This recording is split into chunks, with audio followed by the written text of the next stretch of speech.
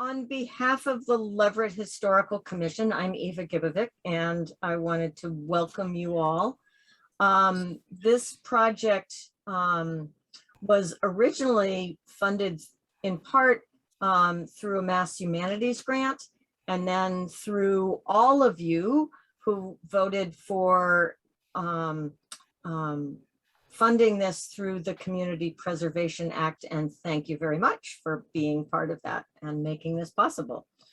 In the first year, we were able to do only site visits, and that's sort of how we did it.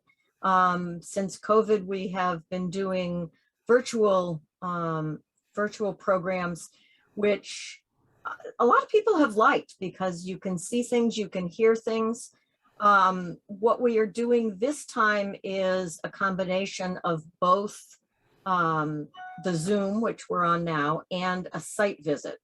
And the site visit will be on Sunday at 2 o'clock. I wanted to thank Ann Ferguson, who has been the steward of the Chestnut Hill Mill for over 40 years. Ann, is that correct? Well, it depends on whether you, we bought the land in 1967. Okay, more than 40 years. Yeah, so, and we thank her for allowing us to do this program and allowing us to come to the land and to see the mill. Without further ado, I'd like to introduce Pleun Bouricius, who is the consultant that has been working with the Historical Commission for a number of years and making these programs possible. Pleun is a public historian, and she has done phenomenal programs for us before. She actually understands how mills work. Thank you, Eva. Thank you, and thank you for letting me be here. I love working on these mills. It's really fun. And I sort of know how they work, but there's some things that I can't figure out how it worked, and I can't find any information on. So this program today is part of a project that we've been working on for a couple of years. Leverett has more than 50, I think at last count, historic mill foundations in the landscape.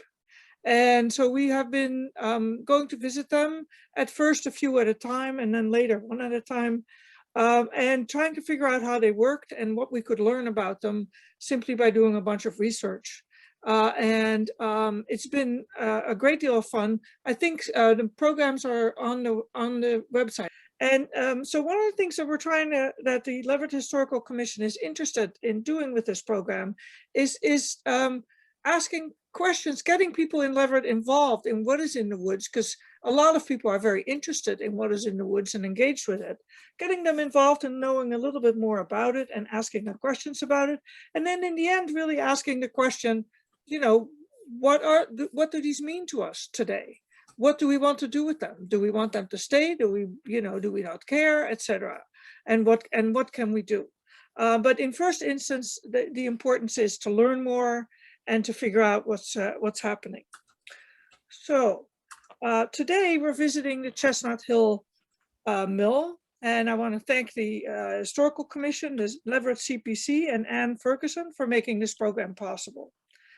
A very big thank you to Eva Gibovic, whose vast stock of knowledge of Leverett history, experience with mapping and videography, and hours of research are foundational as well as indispensable to this project.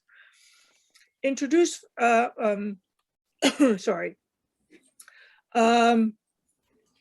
see. So today we're going to go to the Chestnut Hill Mill. I hope you will come along with us on a small journey, learn what we knew when we started out and what we know now, and find out how we understand this mill. For those of you who don't know exactly where it is, here is a little bit of an overview. This is the North Leverett Road. Here is the Slaro Mill at this that most people know at this purple star, and up the hill, that's Chestnut Hill Road, just really below at the bottom of the, how should I say that? At the bottom of the slope to the side of the To the side of the road is a dam, and that's really all there is left of the Chestnut Hill Mill. I also want to just draw your attention briefly to this this green star, which is the Sanford S. Graves Mill, and we visited that one in our first program. It was a blacksmith shop. He made scythes, among other things. And the reason that I want to draw your attention is that we're going to be meeting him again today. And we're coming a little bit sort of full circle, although we have more circling to go. So the Chestnut Hill Brook is a tributary that joins the Sawmill River just above the Slaro Mill. Here you can see, sorry, Eva, can you see when someone is coming and needs to be admitted? Yes, I'm taking care of that. Thank you. So here you can see a piece of the dam. It is built in a fairly narrow and steep ravine, and two arms built out from the hillside jut into a small stream. And the mill stretches all the way from the left to the right of the screen that you see here. So it dies into the hillside right here, and then it goes along here. The stream is here, and then if you really, it's very hard to photograph the whole thing because it's so long. Here is the other arm of the, and we will get a better look at that in this photograph. Come on, here we go. Here you have another view of it, and here you can really see the right arm better. So again, here is the left side of the dam. Here is the space where the brook runs now. That would have been closed during the mill's lifetime. It would have been closed probably with a wooden so-called cofferdam. And then on the right here is the other arm, which has partially fallen in. The mill is in private hands, and we ask that you do not go visit it without permission, though you should feel free to have a look at it from the road. This is, of course, does not include Sunday when we have permission. The Historical Commission requests that people who visit mill sites stay off the dams and any foundation walls in order to be safe and also to save the structure. And I just want to say a little bit something, and those of you who have been to various of these programs have heard me say it before. Staying off dry stacked stone structures, especially old and partly ruined ones, is common sense and a matter of respect for the Creator. Walking on any dry stacked wall in the woods, or a foundation in particular, is really dangerous. What happened before can happen again, and they fall in just like that, any moment without warning. Moreover, I'm pretty sure none of us would climb a painting in a museum either, and these walls are not only work of great beauty, but evidence of historic skills. There are very few people left today who know how to stack walls like this. There are some. Today, at long last, we draw your attention to the men and the families that produced a drawing that we've been using on our PR. It is a patent application for a water wheel, a patent granted to Leverett's S.S. Graves, the one I mentioned, and O.M. Pike in 1868. So far as I can tell, it is a drawing of an enclosed wheel, what we would call today a turbine. And we are looking at it in plan, that is in this drawing here, that is from the top down. The funny little appendage on the bottom right here is where the water went into that wheel. It then was in an enclosed tub where it met slats that made it turn, and then the water probably came out here. You see, I have the full patent drawing here just for the beauty of the drawing, really. The patent was taken by two men, S.S. Graves and O.M. Pike, but as you can see, the drawing is entitled O.M. Pike's Water Wheel. As I had said, we met S.S. Graves on our first trip to the Leverett Mills.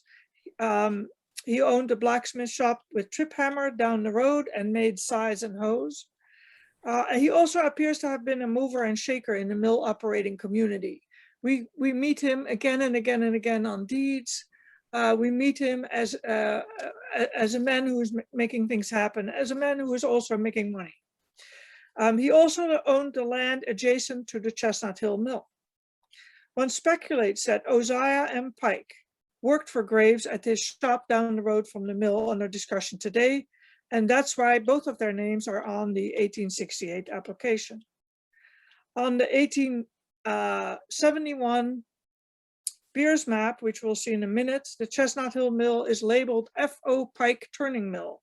And yes, O.M. and F.O. were brothers.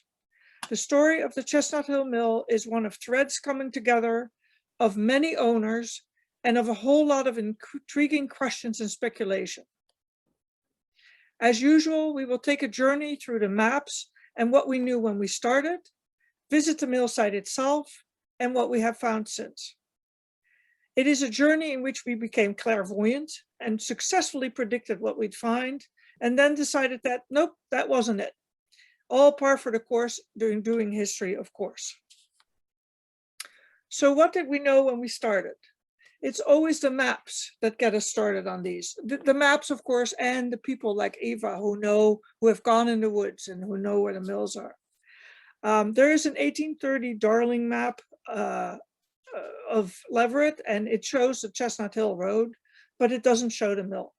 So I'm not showing it to you today. Our mill shows up first on the 1858 Walling map. And what you're seeing here is the North Leverett insert of the Walling map. By 1858, North Leverett was sufficiently populated that the map maker pulled out an insert and enlarged it. So that's what you have here. And here at the red arrow, you can see V.W. Leach's turning shop and sash and blind manufactory. It's actually located right here. Can you see my cursor going in the second arrow? It's a little bit confusing because here there's one of those things that points at the mill pond, and here is the building. So that suggests it is indeed on the left side or west side of the stream. But here, C.R. Whitney actually lives in this house here.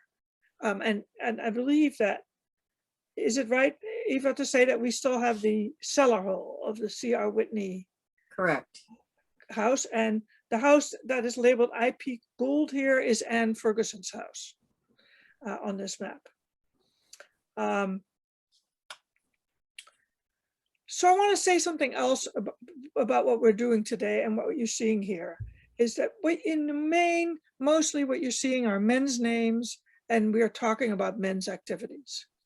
Most of these men are married pretty early on. Most of them work with their wives, that they had milk cows, a dairy, which were run by their wives. The milling wasn't the only thing that happened. It's just, the reason we keep talking about the guys is that their names are on what's happening. And as it is, probably the mill work was probably done by them, mostly. We will come back to this map. Here we have the 1871 Beers map, and whatever you do, you always want to see the Walling and the Beers map. The Beers map is in the Atlas of Franklin County, and it shows the mill as well. Slightly up the road, actually. You see how it's further up the road than it was before, which we believe is a misrepresentation of the same mill. And you see here, it says it's owned by F.O. Pike. And this is the insert, again, a North Leverett insert, and this is the actual, the big map. And here it just says turning mill, and it shows it a little lower. Eva and I believe that this is simply a map maker's mistake. Many of these houses, SS Graves is still here. C. Leach, this is again Anne Ferguson's house. D. Mason's house is no longer there. Many of these houses are still, or some of these houses are still there. Here, Mason's is still there. Mason's is still there. Yeah. Well, here's a map of what's still here. Would you say that this is Mason's then? So, Huh? I believe so. Oh, okay.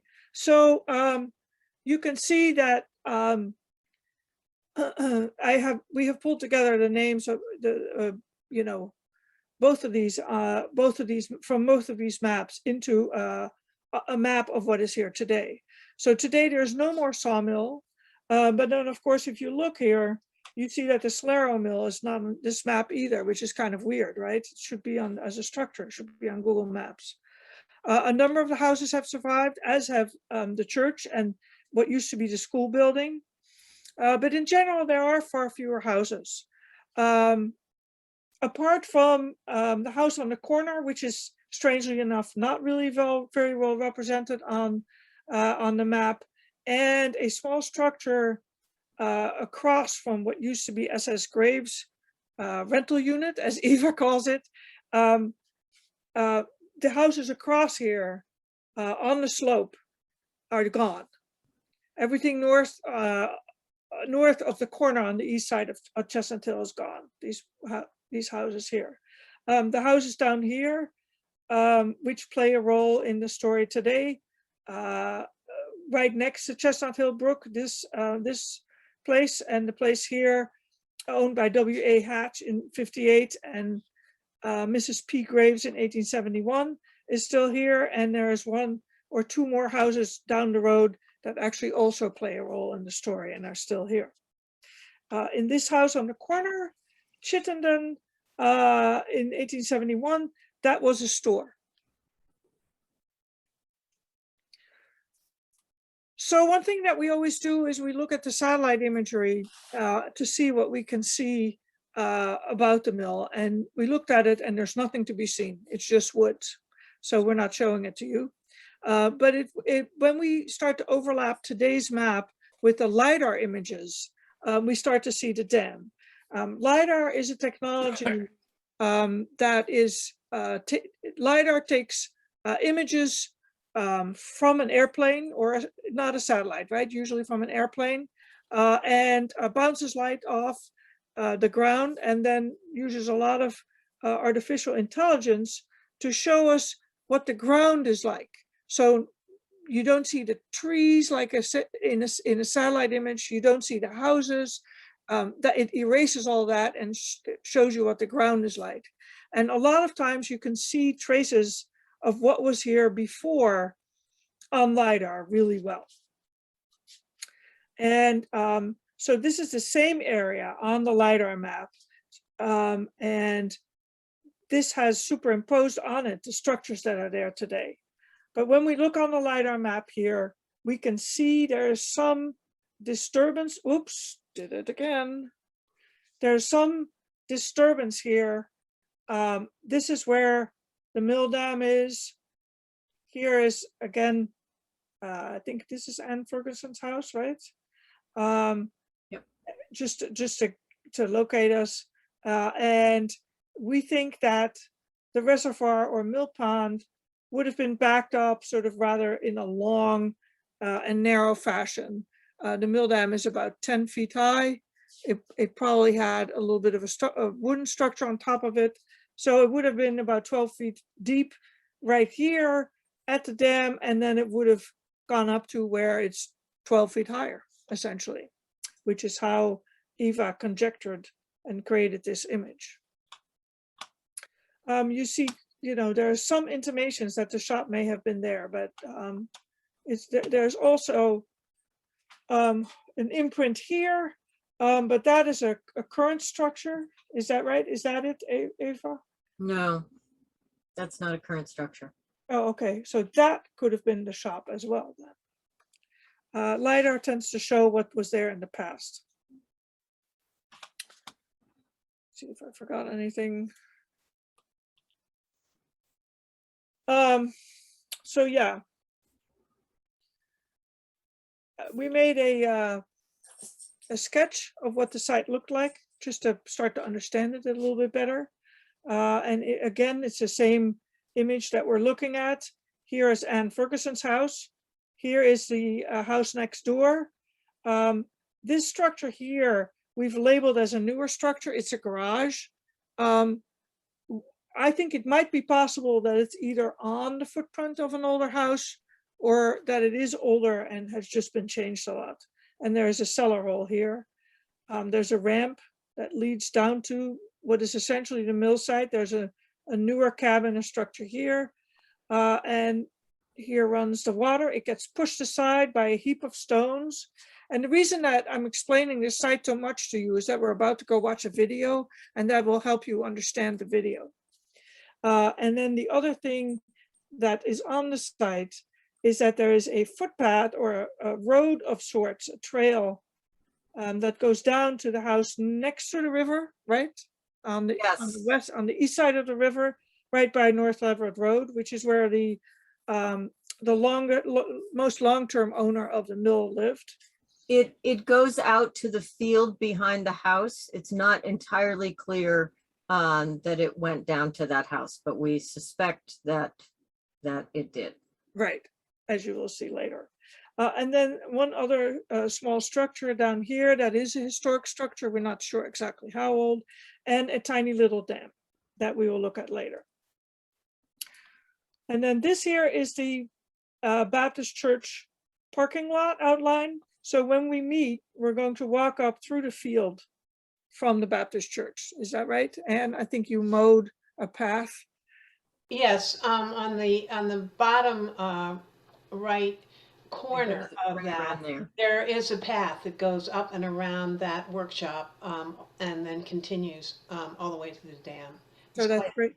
That's what we're going to take Sunday. All right, so the next thing that's going to happen is that we're going to see a video. Is there anybody who has any questions at this moment? I'm going to get us into the video. This video is created by Eva.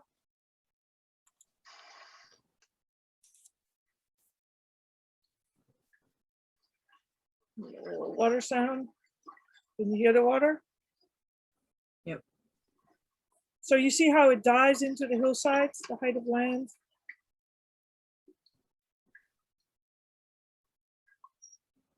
And it's tall, and then it gets a little lower, which is unusual. We haven't seen that before. And this now you're seeing it from the stream. The southern corner of the dam has fallen in here.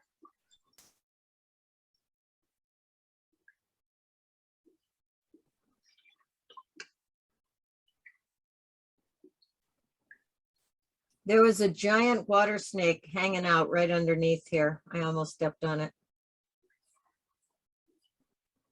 You can sort of get a sense of how tall it is this way.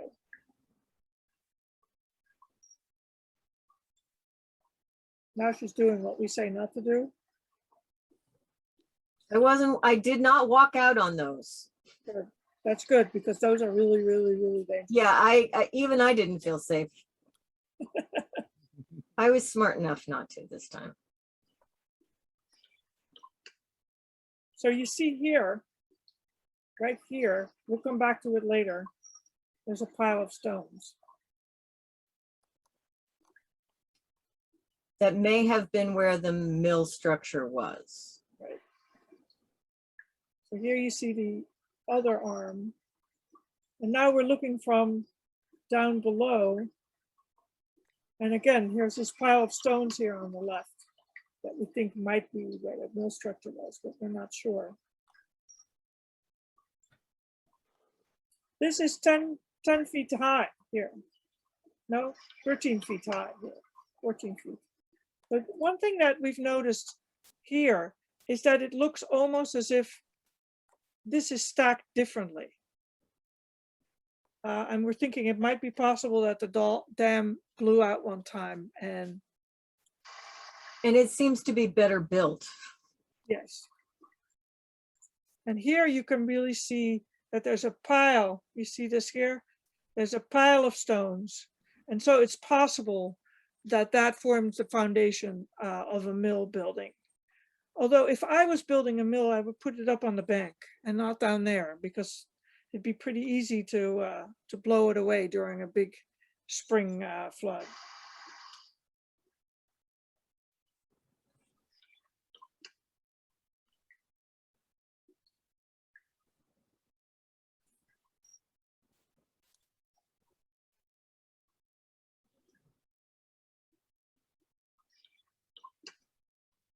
Here you can really see that more clearly, that this, it seems much more even than this here.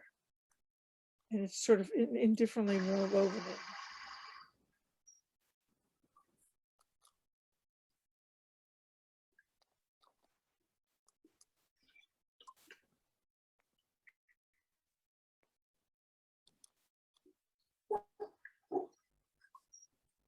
So now we're on the north side of the dam. It looks beautiful from this direction.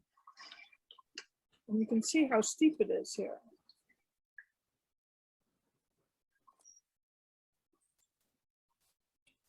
The stone structure on the south side goes all the way to the end there. You can't see it from the north side, but it's quite long.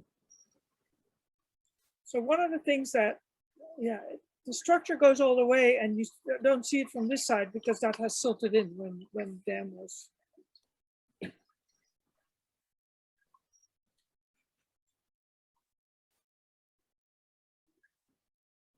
See this here, this is all, this was silted in while the dam was closed. And then later, it got blown out in floods.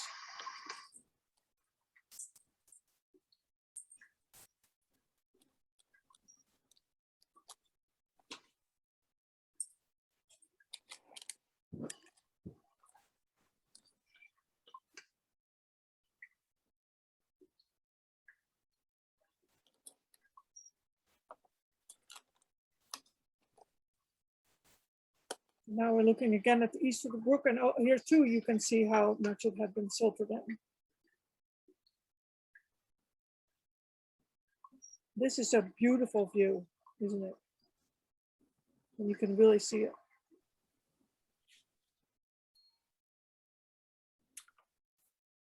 That was the video. Are there any questions or remarks? Somebody want to say something?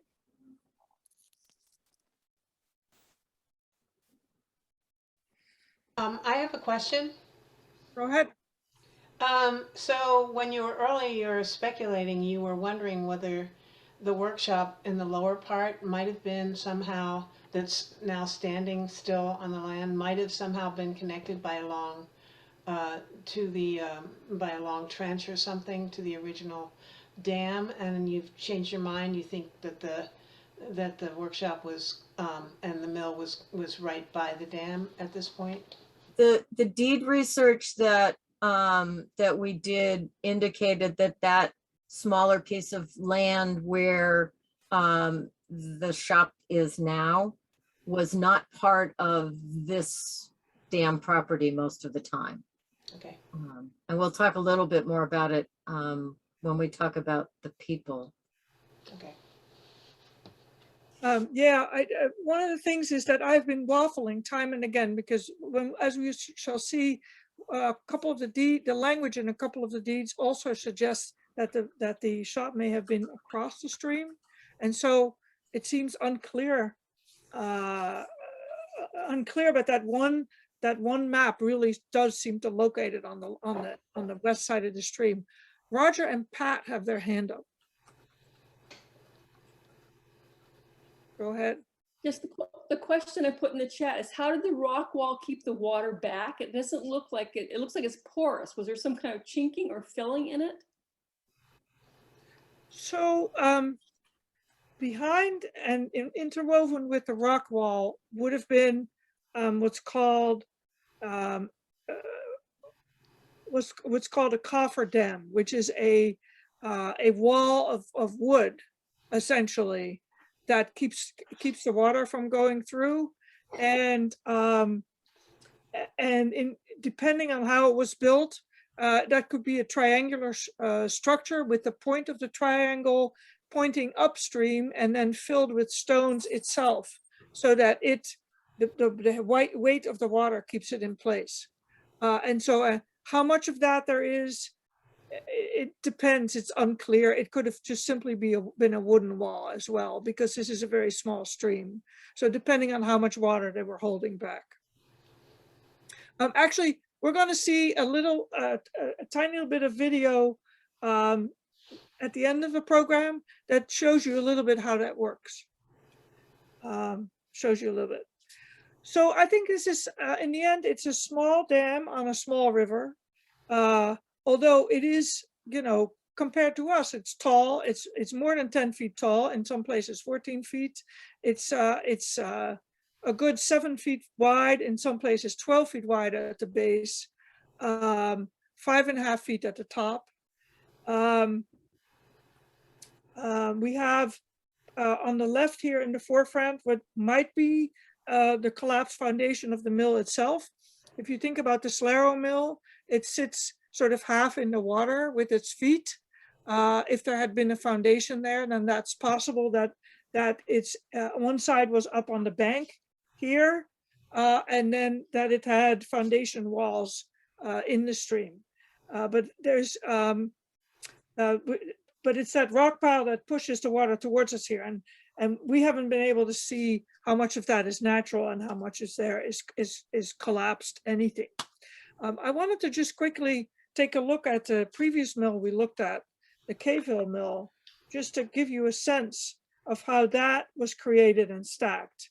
That wall is not nearly as tall and also not as long as this one, but it has these buttresses that hold it up, for instance, which our mill does not. And one of the things that I find really different about it versus this wall is that this one, in the main, seems to be made up largely of sort of similar sized stones. Whereas the one that we're looking at has a lot of big and little mixed up with each other. Although that area that I pointed out that we think might have been stacked earlier is really very regular in its stones. And this is just description. I have no idea what the tied to those observations, you know. And if we look at the Federal Mill, which is the most immediately previous one we went to see, which is a huge dam, right? Probably the biggest in Leverett. Do you think it's the biggest, Eva? Yeah. Yes. You can see that is stacked, that has joinery, you know, the joinery is quite well done. You know, it's almost like, you know, the stones were probably shaped before putting in here. And this was probably built about 60 years before the other one. And I would say that this one was built by a wall builder, a real foundation and wall builder, whereas this one was built by people who knew how to do a lot of things, and among them was also wall building. And they created this enormous monument, which is just amazing. And here, I want to show it to you again.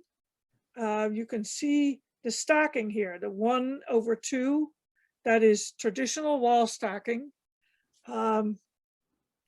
And I think that there were 2 piles of 1/2, and there was not enough that went all the way across. And one of the rules is you have to have something, if you want a wall to stand, you need to have something that goes all the way across the wall. And that didn't happen here. So, so half of it blew out, possibly with the wooden structure. Pleun, Yeah. Louise Minks had a question. Okay, go ahead, Louise. Yes, hi there. Hi. When we moved here in 1973, this dam was relatively complete, intact. Oh, it was. Yes, and I'm wondering, Ann Ferguson, if you have any photos of it that early that show it. I have some very early photos. I really have to dig for them, but I have some photos from that time period. I don't know when you moved to town, Ann. Well, we moved here in 1967, so that was before you.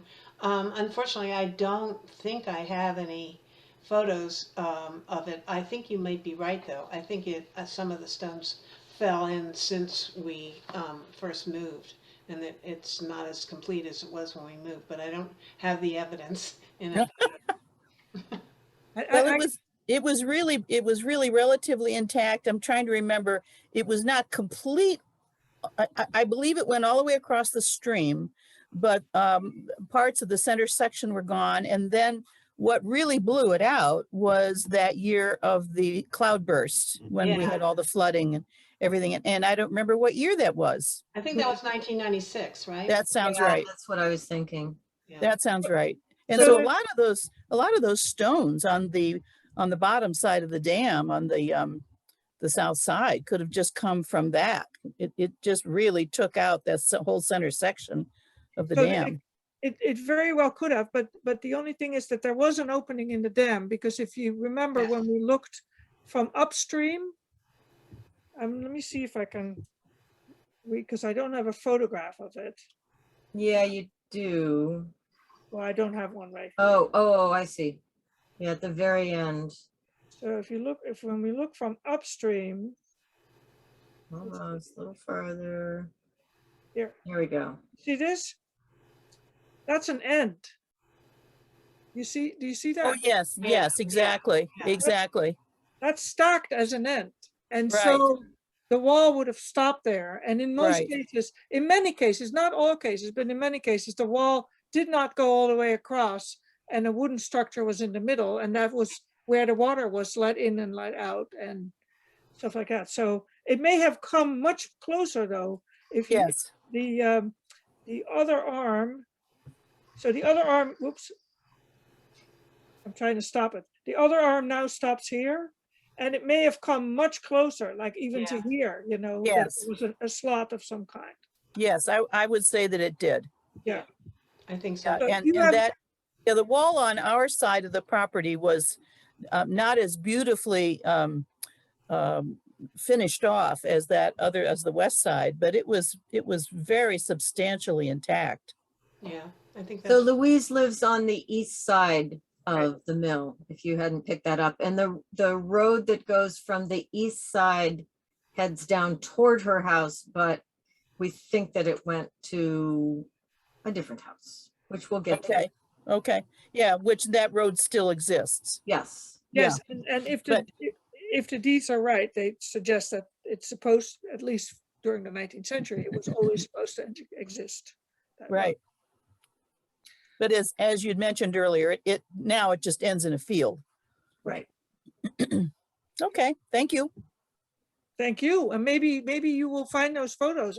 That would be great. Yeah. Yeah, yeah, I just If have to, you- I just have to dig back to my photos of 1973 when we arrived. Yeah, I know we have some.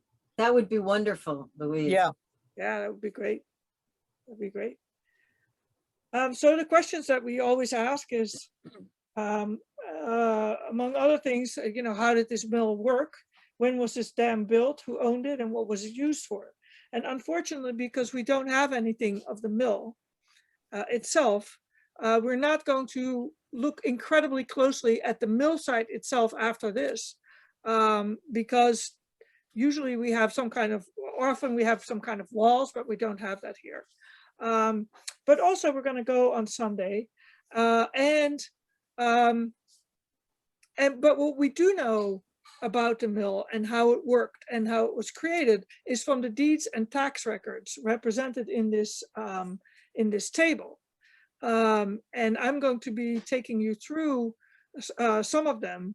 The shop, dam, and water privileges changed hands many times during a period of about 20 years in the middle of the 19th century. It looks, globally, it looks like a wood turning shop was operated in turn by Hatch and Graves, Leach, Noble, Marvel, and Pike. But the shop seemed to come and go in the deeds. Some deeds that suggest that the shop is part of it by the amount of money that is changing hands do not list it, and others list it in great detail. Also, we've looked at tax records and looked at when taxes were levied and when they were not, and they would be levied when there is some value in the mill. We have not been able to patch together the whole narrative, but we can give you some pretty sizable snippets of this neighborhood across time. And so I'm just giving you this, and you could, what this table should do is make you incredibly impressed with the work that Eva does. oh my goodness. It's just unbelievable. And and putting it in order. And so I'm now going to take you in turn in chronological order a little bit through what's happening here. So the first thing that happens is that, and you'll see that here, is that, it's so funny, I can't see it. Oh yeah, Daniel Graves and Eliza Hatch buy property that crosses Chestnut Brook. In other words, it's on both sides of the brook. And during that time, Hatch is taxed on a store on North Leverett Road.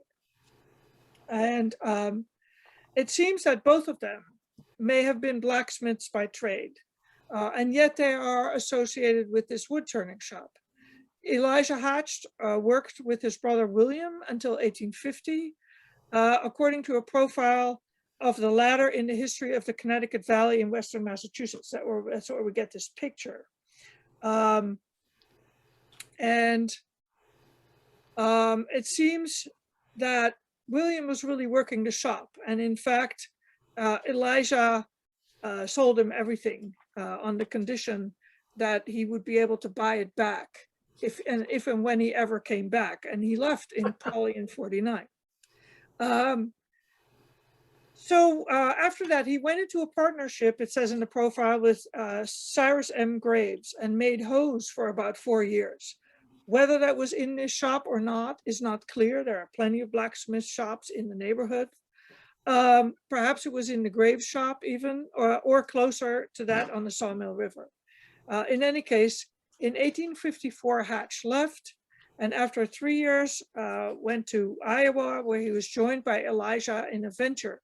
So these guys, they're pretty young. They start up mills and they move around the country. In 1871, William came back to Leverett, where he, quote, has since engaged in agriculture and in the manufacture of wood chair bottoms. So that suggests that he was a woodworker as well, even though he was mainly associated with blacksmithing. The profile we have of Hatch paints a picture of a man interested in getting ahead at a time when such was all the rage. You could be on the make and make something of yourself, was the idea, if you were inventive and flexible and capable. Leaving town to find your fortune was no longer a sign of disgrace, as it had often seemed in colonial America, but rather a good thing. It seems that this portrait may stand for many of the young men who worked this mill and owned it. They were men who looked to make things happen. Elijah and William likely had a shop or store along North Leverett Road. They operated the mill with Cyrus Graves. They perhaps did some farming. William also worked for large employers in manufacturing and in selling tools. He sold things on commission, and he was a foreman in the penitentiary that made agricultural tools. They moved west and they returned. Hatch lost his first wife and had 7 children from this union with Helen Clark of Montague. One presumes that Helen and the kids moved along out west and back with him. The Graves family were similar, but closer to home. Daniel Graves died in 1857, but his grandson Sanford's name was already on at least one house in the neighborhood. He went on to start a long-lived blacksmith shop around the corner on the Sawmill River. That mill has extensive levees and works to ensure that water flows. One wonders whether he'd seen some trouble at the small mill on Chestnut Hill, a starter mill, if you will, that led people to seek bigger and better things. However it may be, Graves and Hatch likely built a dam and a shop to power with the water because they sold it for $400, and that would have not been only the land and the dam. But the shop is not mentioned in the deed of sale, and a shop for people who know how to do carpentry is relatively easy to build, although the works to do, the water mills, the mills and the wheels and all that are not as easy to build. So that there's a lot of capital in those things. And so on the slide here, you can see the dam when they are selling the shop or selling the land, which is really only a half an acre. The mill sat on a half an acre of land that changed hands a lot of times. And that half an acre is essentially, I think, that the little field that we will see on Sunday that it sits in. Also in the deed, it suggests And if you look here, that the deed, the description on the deed, which goes around the circumference of the land, it says, then on the north bank of said brook, 6 feet from low water mark to the south side of the Pleun, near William Hatch and Cyrus Graves' shop, then in a straight line with the dam to the road leading on to Chestnut Hill. The Pleun is essentially a place where water runs, and it can be a stone gutter, if you will, but in most cases in Western Massachusetts, when they talk about a Pleun, they're talking a kind of like a pipe, except that most cases it isn't round, but it's shaped like a box. It's a rectangular pipe made of wood, or simply a U-shaped box that is long, that carries water. So it carries water from the dam into the mill, where it falls onto a wheel and powers the machinery. One of the things that they also sold to in 18, whenever they sold it, I'm blanking on the moment, is the rights to raise the dam. They sold it to a guy by the name of Chester Leach, and they gave him the privilege of raising the dam 2 feet higher than what it is now, and the privilege of flowing the land, that is putting more land underwater because the dam is higher. And one of the things that is unclear is whether that actually ever happened. So with the Hatch and Graves sort of off to the side, the Leach family moved to the neighborhood in the mid-1850s to join their oldest son, Humphrey. And it was in fact Chester Leach's brother, Warren, who lived down the road a little bit on North Leverett Road, who had been in the neighborhood first. And Humphrey had bought the house, let me see. On the corner of Cave Hill and Hemingway. No. No? No. Humphrey Yeah. is one of the houses that's disappeared. It's this house. And I don't know whether we have the cellar hole for this one or this one. One of them, we have the cellar hole. That one. So it's across from the Mason house. That's where Humphrey had bought his place. Now I need to find my way back. But Chester was on Cave Hill and Hemingway. That's right. Chester, yeah, that's right. Chester and his son VW, here they are. They're living here on Cave Hill and Hemingway. So VW would have come up every day here to his shop. And it says turning shop and sash and blind manufacturer, sitting on the west side of the pond, of the river. Let's see, hang on 1 second. Trying to, okay, I need to go back to where I was.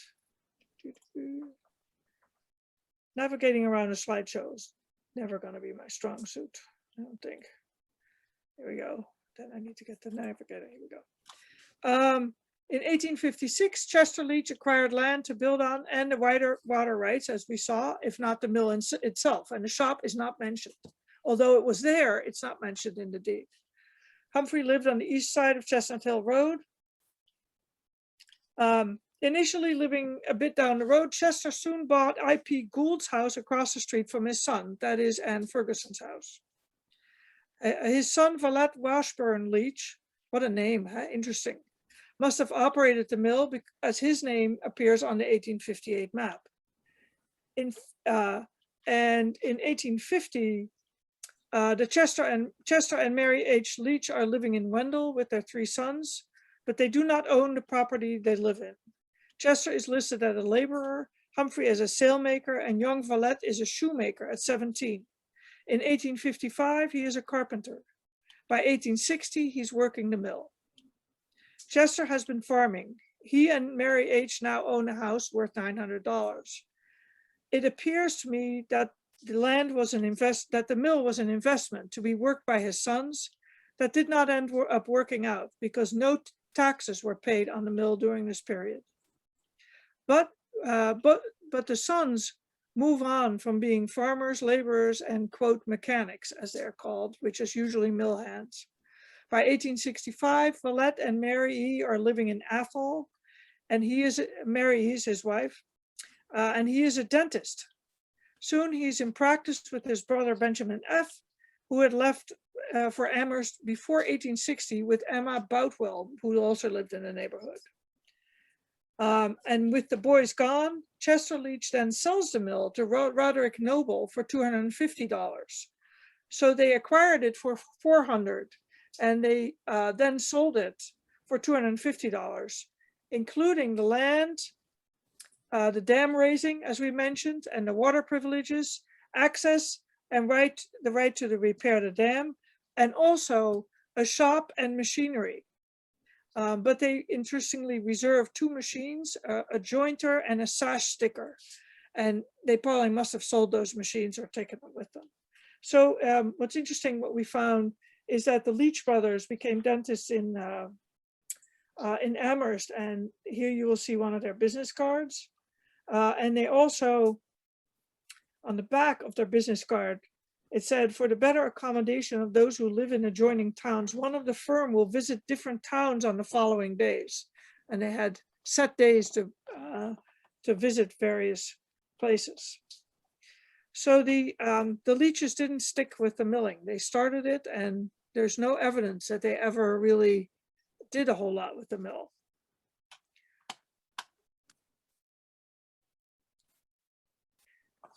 So as I said, they had sold it to the Nobles.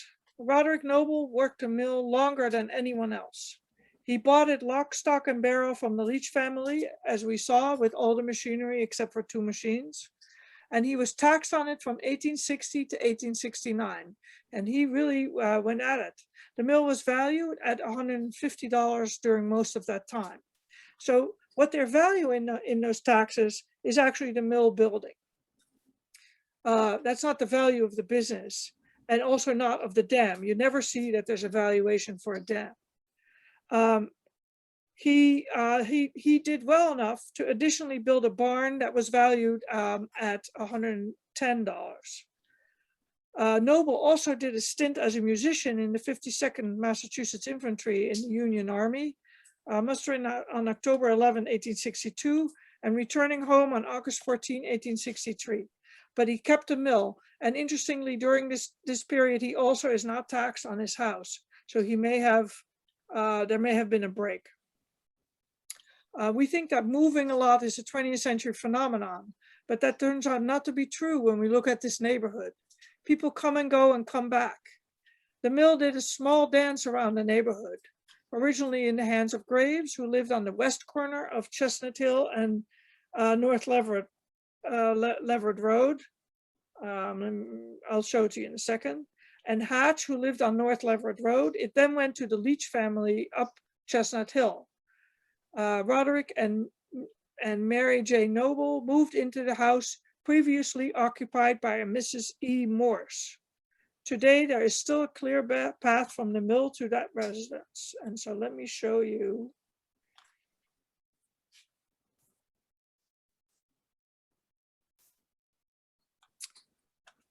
So the mill was owned first by Graves, who lived here. Oh, I'm pointing out the wrong thing. It was first owned by Graves, who lived here, Daniel Graves. Then it was Graves and Hatch, and then it was only Hatch who lived here. And then Leach got it, and he lived here. And then Noble, who ended up living here in this house. Mrs. E. Morse. And if you look on the next slide, you see that it says, this is the 1871 map, and Noble has sold by them, but he's still living there. You see that Noble lives here. And the path, the road that we're talking about is leading in the direction of this house. Is that right, Eva? Yeah.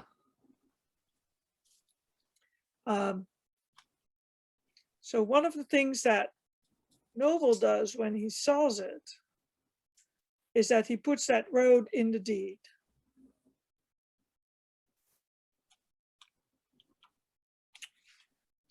Let's see, where am I?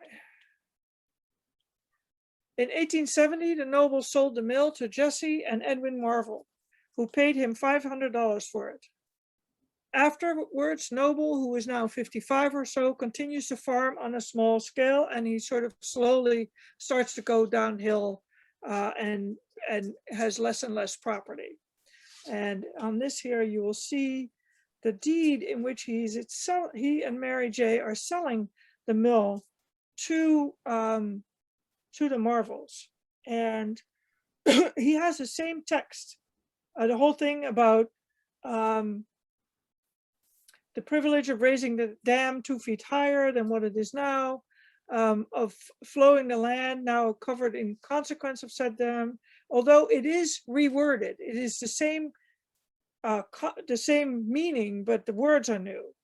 Also, the privilege of digging gravel for repairing the dam on the easterly side of the dam. So that is on the side that Louise owns. In any case, what is new now is that Noble adds that he also is selling them a strip of land where the road is now 16 feet, so 1 rod wide, leading from the above mentioned land to the highway, the same to be forever an open road. I think that is that road. Do you think so too, Ava? I'm just really processing that for the first time. I had always assumed it was the road to Chestnut Hill, but I think you're absolutely right. Yeah, I think it's that, and I think that's why it's still so visible. Because he had to do that because he was still living in the house, right? Yeah. So he had to give them that right. So he sells it for $500 to, is that right? Does he sell it for $400 or $500? Okay, so why is it not going? Sorry, it's not wanting to advance. And here we are doing that, what goes around comes around. We last met Jesse E. Marvel when we visited the Cave Hill Mill. And he did not keep this shop for long. His half-brother Edwin, who clearly worked it because he was taxed on it, only in 1870. And Marvel sold the exact same to Francis O. Pike on July 19, 1870, as he had bought on July 26, 1869. That is, the language is completely the same. There's no change whatsoever. 1 year. If it wasn't for the record of Edwin being taxed on the mill, I would think it would have been a mortgage situation. In other words, that even though Jesse Marvel had the mill, had the deed, somebody else was working it and was paying him off. But because Edwin was taxed on it, he must have really tried it, but not for long. It's likely they sold in July because it's during the season when there is never enough water to run a seasonal mill like this. This slide is really going to be about the Pikes. Francis O. Pike is likely the last person to work the Chestnut Hill Mill as a mill. Born on May 7, 1845, or 6 in Athol, Pike was the middle of 6 children. By 1850, Mason and Abigail Pike were living on Brushy Mountain with their 3 children, Osiah M., excuse me, Abby L., and Francis O. Had a lot of O's in that family. And 2 or 3 more children were born in Leverett. Mason likely farmed their own place, and you can see here all the names of all the children that they ended up having. So there's Osiah M., Francis O., and William M.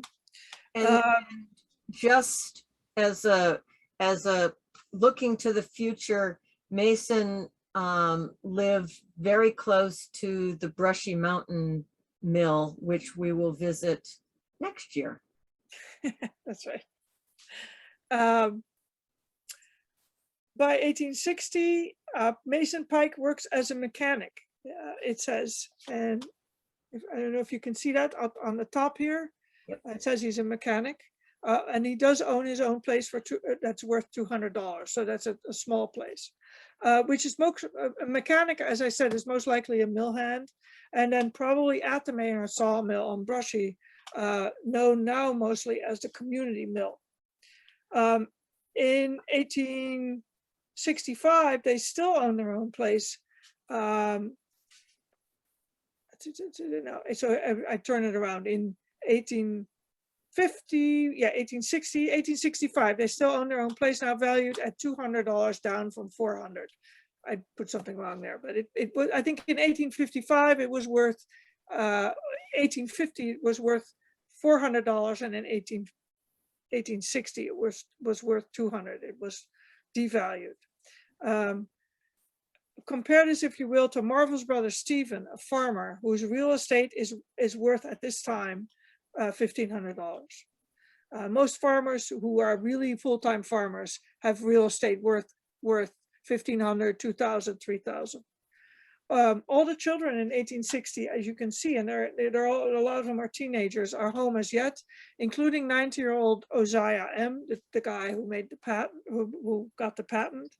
And they're likely living a couple of houses down from Mason's cousin Aaron and his family. So it's a kind of a close-knit community up there on Brushy. In 1865, the parents are still on Brushy Mountain, but the children are not with them. And it's rather remarkable because the youngest is only 13 at this time.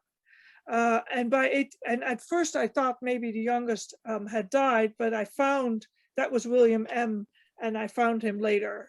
He was later with his brother elsewhere, so he didn't. He was in somewhere working for someone.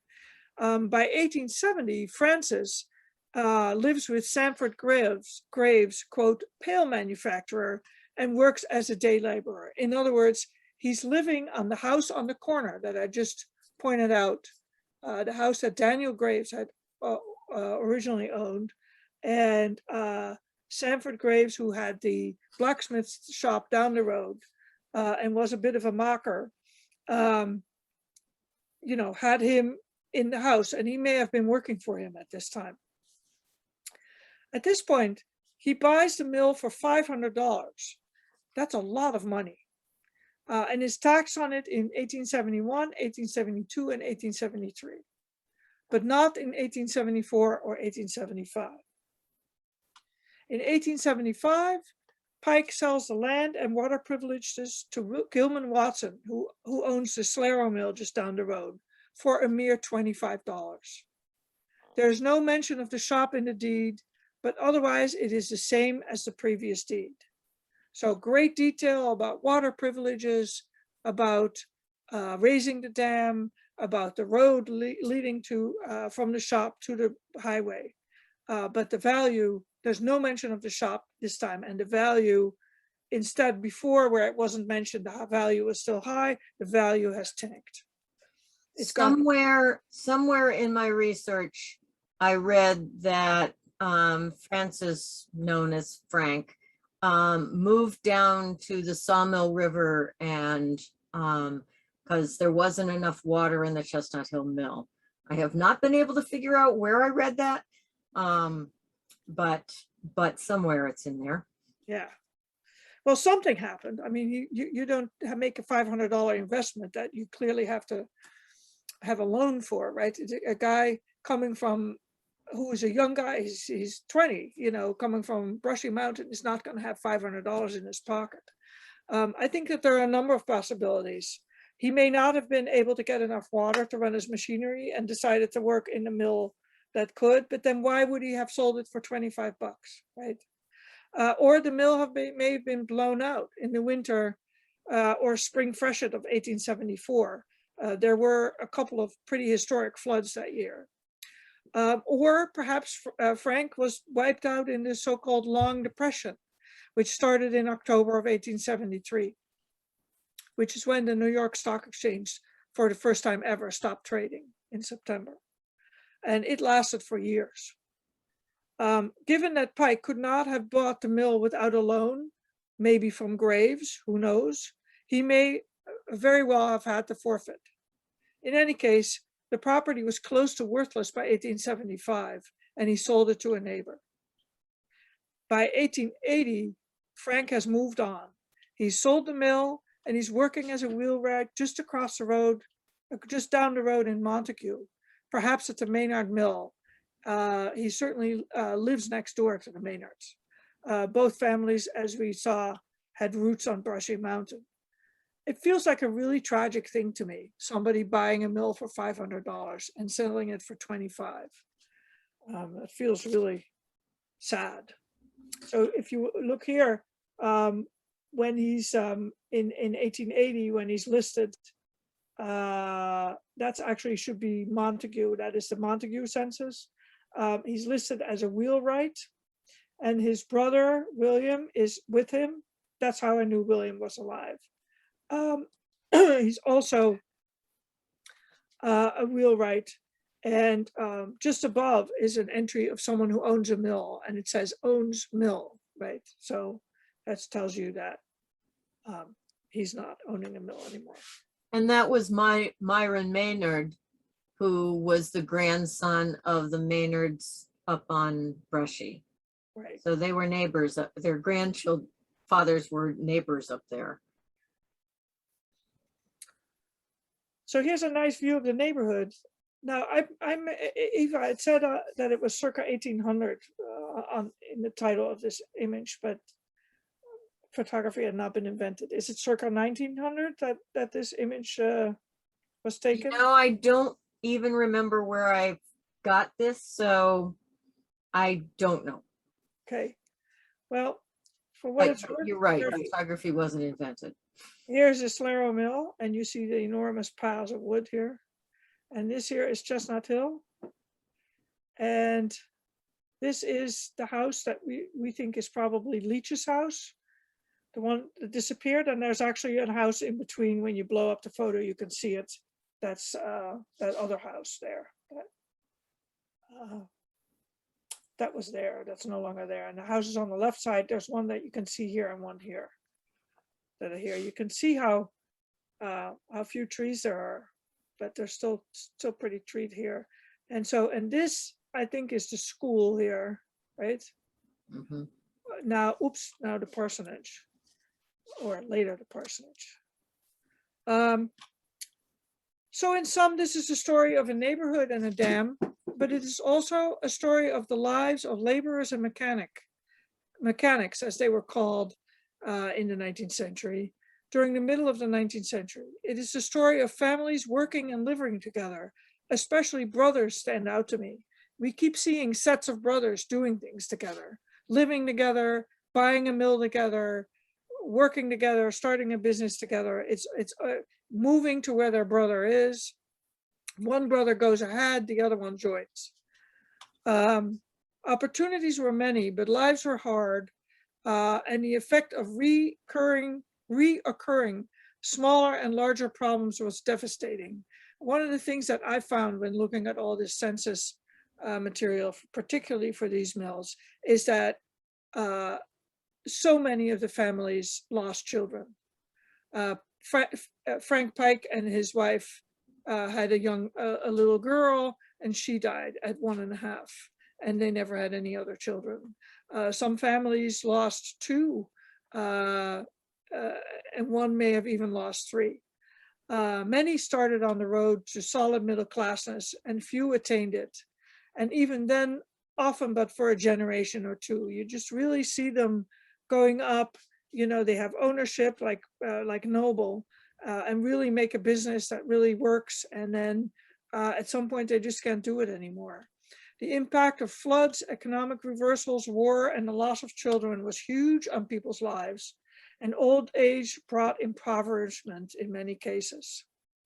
But it's also the story of neighbor helping neighbor, of someone like Sanford Graves, who may have helped a number of young men in their bid for a better life, of people being able to move if they had to, from entrepreneurship to working for a wage, you know, in neighboring business. So we had a last question, which is, why would Gilman Watson, who owned the Slero Mill, here you see the Slero Mill just up the hill, so the brook runs just about here, right? And then it joins the Sawmill River. Why would he buy the dam and the mill? We think it's possible that with the ownership of this dam, he is able to control the use of the water from Chestnut Brook, or to have it not be controlled. Certainly at $25, the leach lot, as it is now referred to in the tax records, is not too great a tax burden to carry. In other words, by having this dam, he can either use it and have an extra reservoir of water, or he can make sure that nobody is damming the water and therefore not running the danger that the dam blows out, for instance, in a freshet and starts to undermine his mill. It gives him great control. One of the things that I was thinking about that was that just above where the Chestnut Hill brook comes in was another mill. Yeah. And so if Gilman was able to get the Chestnut Hill water, he wouldn't necessarily have to negotiate as much with the guy who was running the mill just above him on the stream, That's right. on the sawmill. Who knows? Oh, I think it gave him a lot of control, and it makes total sense. I would, you know, if I'd been him, I would have tried to buy it too. It's just very sad he had to pay so little for it. You know, that dam is like a huge investment. So we have a little bit of an afterword, and this is what Anne was asking about. During the search for and analysis of documents, Eva and I became convinced at one point that there had been a second shop because the shop disappeared. The shop is there, but not in the deeds, etc. And I'm still not completely convinced that the shop we know about was not a new one. This turned our attention to a still extant structure owned by Anne Ferguson, which is the structure I pointed out earlier. I suggested that if it was part of this, if a flume had run down, like a, you know, a wooden trough had run down from the mill at height, right, and then dumped its water there, there would be some evidence of a place to let water out if it had been run by a flume from this dam. In other words, if you bring water into a mill building, you have to let it out. And that is one thing that you can always see in a foundation. So when Eva went to look at it, I said, that's the thing you need to look for. And Eva asked Anne Ferguson about it and went to take a look. And as it turned out, it looks like perhaps someone else put a small dam on Chestnut Brook after the large dam became defunct. And whether that has anything to do with the building is anyone's guess. And I think that that might have been Frank Glazier, Frank E. Yeah. Glazier. Well, so I'm hoping that you will tell the story, and then on Sunday we will have a chance to really look at it. And I was going to play that little bit of film you did on it. Okay. Do you want to narrate it and tell the Sure. story? So this starts out further down the stream, not far from the Baptist church parking lot where we will start. And Pleun, you said that this is what a coffer dam might look like? Oh, so this is the kind of evidence of that cladding with wood to stop the water from going through. And you also see that it has been silted in a lot, and the silt is keeping the wood in place, if that makes any sense. Mhm. And I think actually, Anne Ferguson, you said that you had this replaced, right? Yes, after that big 1996 storm that blew out that dam, we had this replaced then. So did you have it replaced the same way it was before? I think that's right. I mean, we need to check with Dennis Lombardi. He did the work, but I think they just copied what was there before. Yeah, so that's interesting. So that's really the method, the cladding with wood to make it watertight. And of course, so long as you keep the wood underwater, it'll be all right. And it swells and keeps it watertight. Okay, sorry to interrupt you, Eva. All right. So this is looking across to the east. And now that's the water coming over the dam. And looking upstream.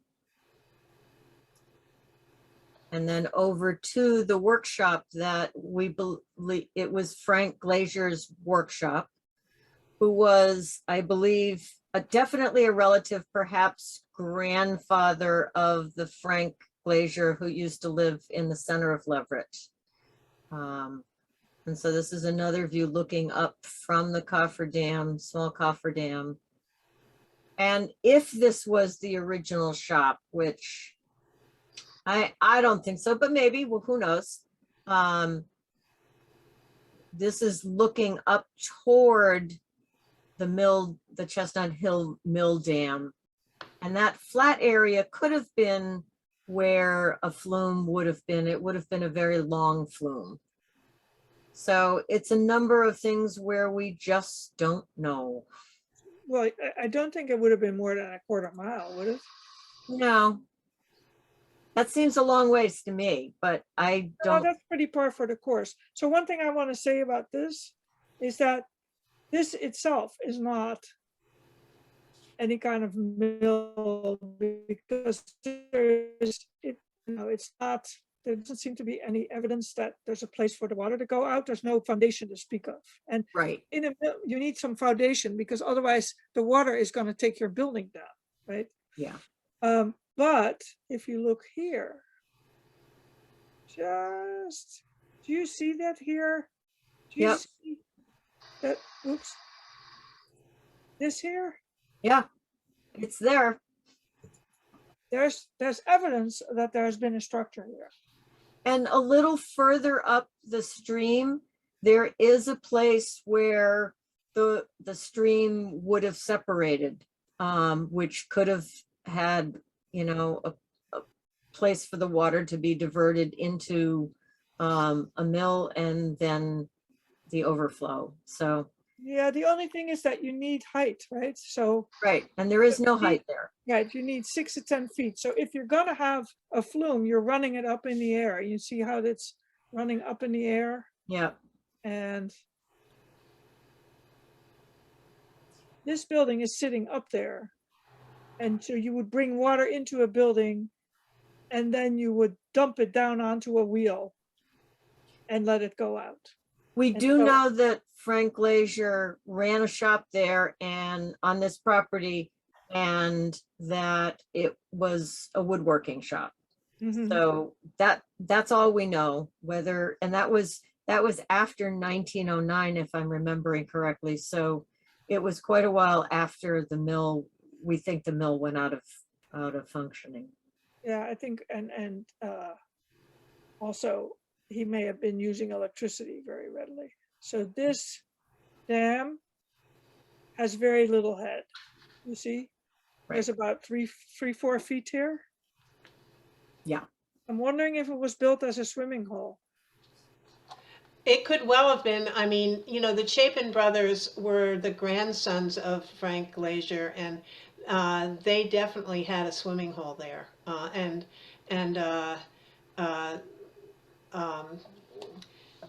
One of the Chapin brothers, I forget his name now, not Harold, but the other one, would clean out the stream that swimming hole every spring, would take out the silt. That's what Silas Ball told me. Anyway. Cool. So that was the story of the Chestnut Hill Mill, so far as we've been able to determine it. And I'm wondering if there are any questions or anybody who wants to say something.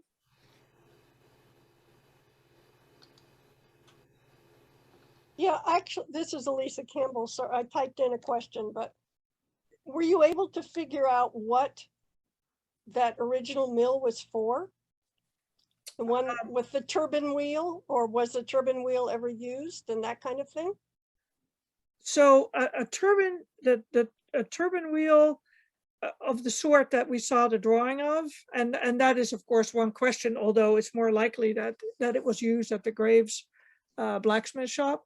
That is usually for mills with a large head, that is a large distance in which you throw the water so that your water gets a lot of speed, but a small volume. So it's possible that it was used in a place like this. And if the wheel was wooden, it could have been. If it was metal, the value probably would have been too high for this mill, and it also would have been mentioned more. But it's possible, you know, it's right around the same time that they ask for the patent and that Pike starts using this mill. So, But it was a turning mill and what was the other, the shingle and sash, sash. Sash, right. sash, The sash and shingle. Sash, no, not shingle, sash, and I just by accident closed my slideshow. So they would have been cutting small pieces of wood. But what would they have been doing with the turning mill? So in the turning mill, they would have been making broom handles and sash handles for or perhaps handles for the sides that were being made Mhm. in the Graves blacksmith shop. In the sash shop, they made windows. But that's what the sticker machine is for. It's, you know, the old windows, they have all the little things in, but those are called the stickers. And so that's what the sticker machine is, to create the stickers with that profile. So it's a kind of a lathe. Mm. And I keep forgetting, what is it? Sash and blind manufacturing. I think blinds are simply shutters, Mhm. right? Mm-hmm. So again, small pieces of wood, right? So so that's why they usually a sawmill, they're all mills, right? But the sawmill, you could really call a sawmill a mill, and then this you would call a shop. But it's really, you need a little less power. You need smaller, you can use a smaller footprint because you're creating smaller things. You're using probably, using wood from the Solero mill down the road. So you're basically running lathes, right? Right. Yeah, Right. lathes, yeah, Mhm. Mhm. and saws to make things shorter, that too. Mhm. And putting things together, yeah. So that, you dump water onto a wheel, you make another, you make another wheel spin, and that turns belts, and then there are belts running all over a shop like that, turning the machines instead of electricity. I think to turn a lathe didn't involve very much power, is my understanding. Right. So the shop. lathes, yeah, so the shops frequently were lathes, really turning lathes. So they were doing all kinds of turnings. Right. So I think your idea of the handles is a good one. Yeah, Yeah, they might have a flywheel on it too. Mhm. Somewhere I heard that they were making wagon tongues, but I don't know if that's apocryphal when we first got the property, but I don't know. But they were making Wagon tongues. wagon tongues. Yeah, that's right. Another thing that you turn. And also later it says that F.O. Pike is a wheelwright, right? So he's making wheels and more turning. Also that involves metal and wood. So these are, small manufacturing shops, small things Right. being manufactured. Yeah. And I think the big problem with if you have a sawmill, if you're a farmer and you have a sawmill, it's okay to have a mill that only works part of the year, right? Mhm. Because Mhm. you drag your logs out of the woods in the winter, and in the spring you cut them with your sawmill, and Mhm. you've now done your winter work, and it's done, and you send it off to market or whatever you do with it. And now you turn to farming or whatever else that you're doing. But if you have a shop like this, if you're, people who are alternately called mechanics, carpenters, wheelwright, you need that shop to work the whole year.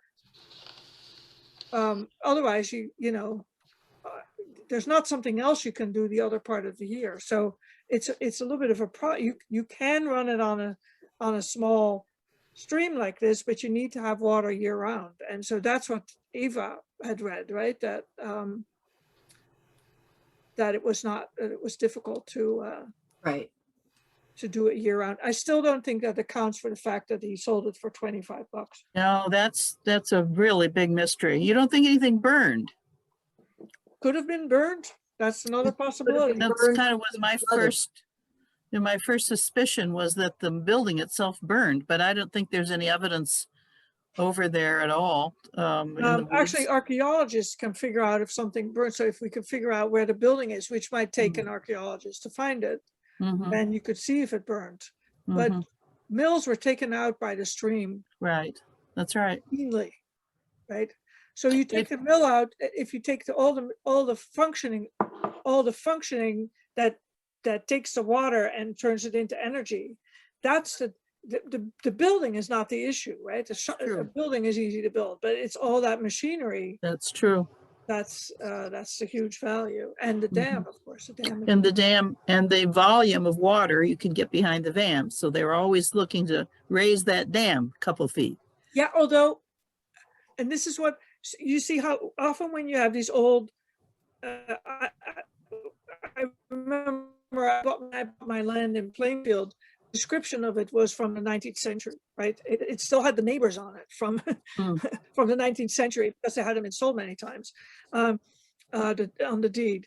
And so that could be what's going on here, except that they keep rewriting and Repeating it. It's repeating, but they're not just repeating, they're rewriting it. So No. there's only once when the description actually stays exactly the same. And that's when it goes from noble to marvel, and then from marvel to pike, that description stays exactly the same. But before then, the meaning is the same, but the words are different, which suggests to me that it's actually still hasn't happened. This Right, raising that's- of the dam by 2 feet. Yes, I think that's right. That's the implication. Right. And so the other thing is, the one thing we haven't talked about is that the dam comes in high and then steps down and then goes lower. Yes. And if you look at it, you can see that that's the finished for surface, right? That's not blown away or whatever. That's that's a finished surface. So I think that what was in there was a wooden structure to close that off. And that structure is then designed to blow out if there's too much water. And you can see that in Shelburne Falls on the Deerfield, where they have that kind of structure today. They blew out, earlier when we had so much rain, it blew out. Right. And it's designed to blow out. Yeah. So that the dam doesn't fail catastrophically. But the fact they kept saying you could raise it 2 feet and nobody ever did indicates that it wasn't worthwhile. Or people didn't think it would be worth the effort. Yeah, or they could never get to it. I mean, They couldn't raise the money to do it. yeah, Possibly, yeah. But by that point, it was a pretty marginal business, it looks like. Yeah, although Roderick, like I said, Roderick Noble seems to have really made a go of it, but then in the middle of it, he went into the army, so. Right. Yeah. Thank you so much. I Yeah. need to depart, but I want to be sure and thank you. Well, I wanted to thank Pleun for all of putting together all of this, and Anne for allowing us to showcase your mill. And Thank you so much for all your work. It's so interesting. And thank you again, Pleun and Anne and everybody for coming.